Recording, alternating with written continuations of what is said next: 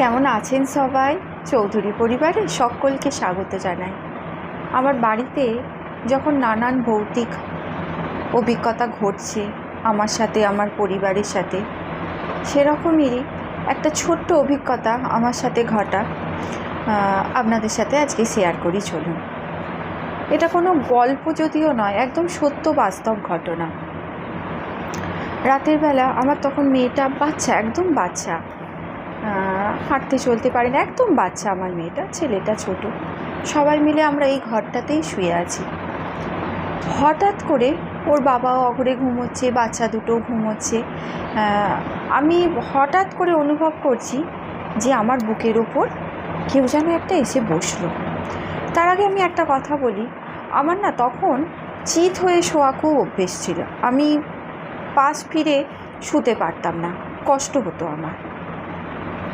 তো আমি ওরকম চিত হয়ে শুয়ে আছি, আমার বুকের উপর এসে বসলো কিছু একটা খুব নরম, এবং আমি অনুভব করছি, মানে পুরো স্পর্শে বুঝতে পারছি জিনিসটা খুব নরম, তুলতুলে একটা বিড়াল জাতীয় জিনিস।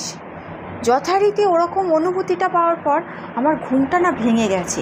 আমি দরদর করে ঘামছি, কিন্তু আমি চোখ খুলতে পারছি না, বা হাতটা নেড়ে যে আমার স্বামীকে আমি ডাকবো, আমি না সেটাও ডাকতে পারছি না।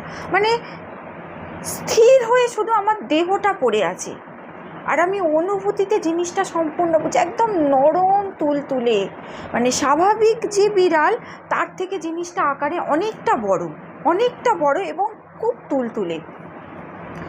যখন ওরকম হচ্ছে, আমি না ভিতরে ভিতরে শুধু ভগবানকে, আমার বাবা তারকনাথকে ডাকছি যে বাবা তুমি বাঁচাও, এটা কি আমার বুকের ওপরে এসে। আর বুকের ভিতরটায় মনে হচ্ছে যেন সেই কোনো পাথর, বিশাল বড় ওজনের কোনো পাথর আমার বুকের ওপর রেখে দিয়েছে। আমি না থেকে থেকে নিঃশ্বাস নিতে পারছি না, আর হাত পাও নাড়াতে পারছি না, আর দর করে ঘামছি এরকম দিয়ে। এবার ঠাকুরকে ডাকতে ডাকতে ডাকতে ডাকতে দেখলাম আস্তে আস্তে জিনিসটা আমার বুকের ওপর থেকে আপনি নেমে গেল। তারপর আমি চোখ খুললাম। তো চোখ খুলে বন্ধুরা দেখলাম যথারীতি আমার এক পাশে আমার মেয়ে ঘুমোচ্ছে, এক পাশে আমার স্বামী ছেলে ঘুমোচ্ছে, একদম তারা পুরো অঘরে ঘুমোচ্ছে।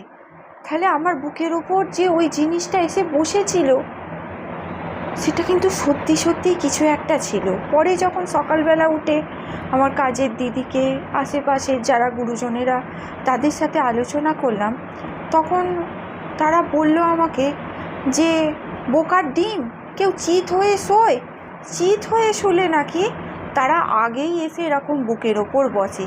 যেহেতু তোমার আশেপাশে তারা ঘুরছে, তুমি কখনো চিত হয়ে শোবে না, তুমি সব সময় পাশ ফিরে শোবে। সেই থেকে বন্ধুরা আমার সেই অভ্যেসটাই চেঞ্জ হয়ে গেল। আমি এখন যখনই শুই, হয় বাম দিক না হয় ডান দিক, চিত হয়ে খুব কম শুই আমি। এই রকমই আরেকটি ঘটনা আমি শুনেছিলাম আমার বাড়ির পিছন দিকে আর একজনদের বাড়িতে। তিনি ছিলেন পুরুষ মানুষ,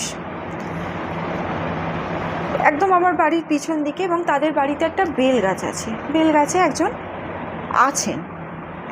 তো যিনি আছেন তিনি এরকম ওই তার যে যাকে ধরেছিল তার বর্দার ওপর ভর করেছিল।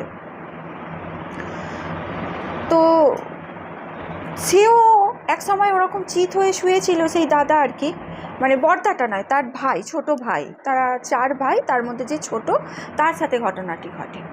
এরকম একটা রাত্রে সেও এরকম চিত হয়ে শুয়ে আছে। হঠাৎ করে সে অনুভব করে তার ওপর একটা, মানে কোনো একটা বাচ্চা এসে যেন তার বুকের ওপর বসলো রাত দুপুরবেলা, এবং তার ওজন এত বেশি যে সে না তার ওজনটাকে রাখতে পারছে না। এবং আমার মতোরও তার সেম পরিস্থিতি হয়েছিল, সেও হাত পা নাড়াতে পারছিল না, আর যে চোখটা খুলে যে তার দিকে দেখবে সেটাও সে তাকাতে পারছে না, আর দর করে সেও ঘামছিল।